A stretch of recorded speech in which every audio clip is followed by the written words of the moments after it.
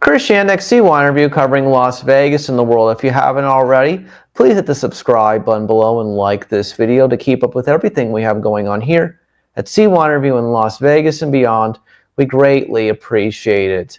Tonight, the University of Florida Gators, they win the national championship of college basketball, defeating the Houston Cougars by a score of 65-63 in San Antonio, Texas. And all through, prior to this NCAA tournament, during this NCAA tournament yesterday on my YouTube short on Sunday evening, a day ahead of the national title game in front of the Strat Hotel Casino and Tower, I told you why Florida would win the national championship of college basketball, and they did tonight. And prior to this NCAA tournament back last month, I told you that even though Florida was a 1 seed, they were one of the top 4 seeds in the NCAA tournament this year. They were an underrated school, and everybody was just ready to hand, the trophy to Duke, it felt like. That was my opinion anyway, and everybody thought if Duke played Florida that there was no way that Duke was going to play Florida. Well, Duke didn't make it. Duke lost to Houston, and Florida beats Houston, and Florida's your national champion. My point is that, to me, the national champion of college basketball, obviously these games are decided on the court, but Florida had, to me, the most impressive resume of the year. 2 wins over Auburn, one of them in the Final Four, and then one of them, of course, at Auburn during the regular season. They won at Alabama during the regular season and then blew them out in the SEC tournament. And then, of course, they beat Tennessee to win the SEC tournament and also played and won against Tennessee during the regular season. To me, those were the 6 best wins of any resume of any team in the country, given how deep the SEC was. More than a dozen teams got into the NCAA tournament. And now we look at this scenario and situation, and then they are able to beat Houston. My point is that Florida had the best quality wins and the best resume this year, and they ended up winning the national title. Only led this game for 64 seconds, but that's all they needed. That may be a record, by the way, for a team leading an NCAA tournament final for the least amount of time. I'd love for somebody to look that up and tell me. They were down 12 points again, and the thing about Florida in this tournament is that they just were a team that kept winning from behind, which, by the way, is not where you want to be playing from behind, but they were able to because of Walter Clayton Jr.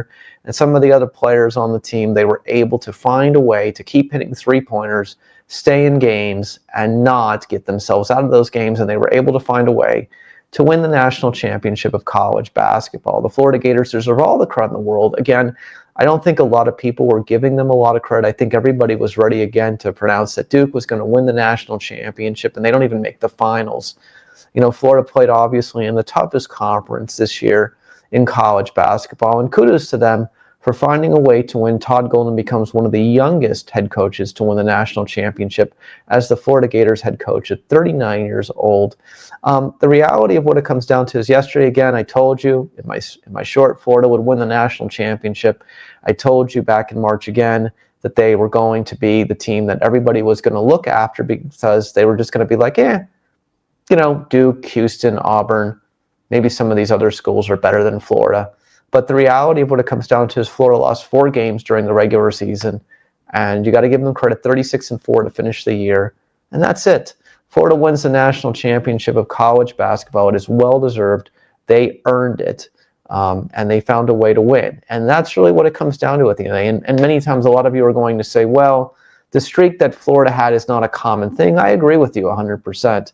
Are they the greatest comeback team in NCAA tournament history that won a national championship? That may be something you want to make a case for, looking at the 6 wins, having to come from behind against Connecticut, having to come from behind against Texas Tech, having to come from behind against Auburn, and then, of course, having to come from behind against Houston. But they find a way to win the national championship of college basketball in a new environment where it's more competitive than ever.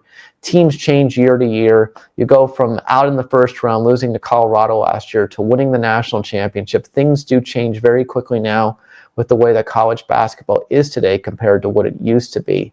But I told you at the beginning of this NCAA tournament that Florida was going to be under the radar, even though they were a 1 seed, that they were going to be under the radar, and a bunch of people were not going to give them the respect they deserve. And lo and behold, they end up winning the national championship of college basketball. It is their 3rd national championship of college basketball, the first in almost 20 years. I'm Christianic for C1 Review. If you haven't already, please hit the like button below, and please hit the subscribe button below to keep up with everything we have going on here at C1 Review in Las Vegas and beyond, and I'll see you in the next one.